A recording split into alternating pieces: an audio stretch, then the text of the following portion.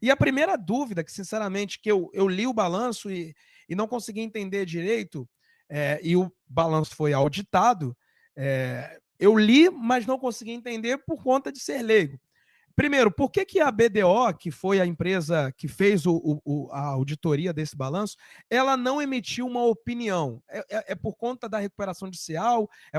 Pelo fato dela não entregar algumas estratégias? Eu não entendi direito isso, eu queria saber se isso é comum, é normal. O Vasco até emitiu uma nota baseando-se numa normativa, alguma coisa assim, mas explica para quem é leigo, que é o meu caso, por que não emitiu opinião e para você isso tem algum tipo de problema ou não?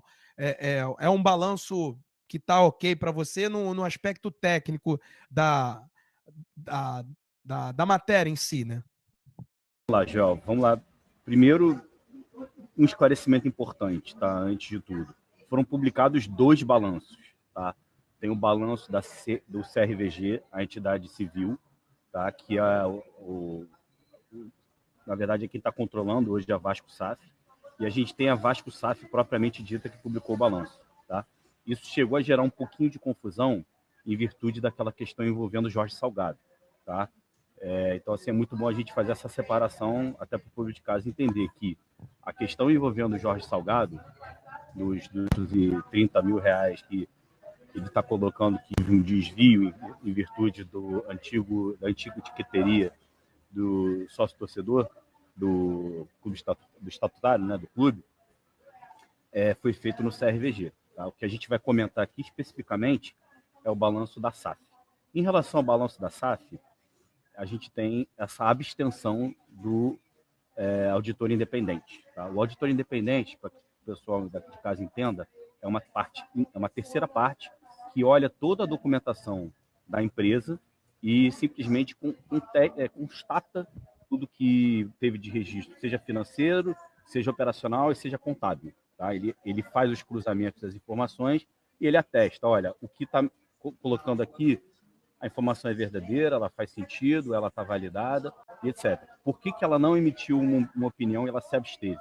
Porque a gente tem o Vasco hoje em recuperação judicial, tá? E o Vasco estando em recuperação judicial, os ativos do clube tendem a passar por uma revisão. O número tende a ser revisado. Então, se ele emitir um parecer hoje, né, ele vai estar emitindo um parecer tecnicamente equivocado. Por quê? Porque o clube está com a revisão dos ativos em curso, que é a recuperação judicial. Tá? Outro tema que fez com que ele se abstivesse, o BDO, que é o auditor independente, foram a ausência de algumas documentações e uma série de contas, tá? Adiantamentos, enfim, contas a receber. Então, ele contestou uma série de documentações pendentes, tá?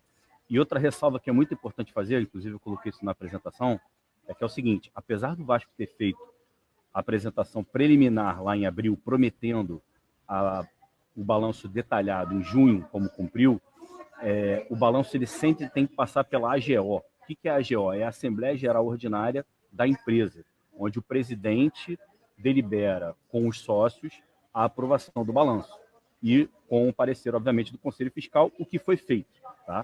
O que vale ressaltar, inclusive, a atuação desse Conselho Fiscal do Vasco é muito boa, muito técnico esse Conselho Fiscal, sempre se posiciona de uma forma muito firme, muito técnica, tá? E eu trouxe, inclusive, uma frase do parecer que eles deram, que é importantíssimo o pessoal de casa entender a atual situação do Vasco. Tá? Então, respondendo a sua dúvida, é isso que consta, né, em relação à abstenção do auditor e essas ressalvas que eu acho importante a gente fazer como introdução ao pessoal que está em casa.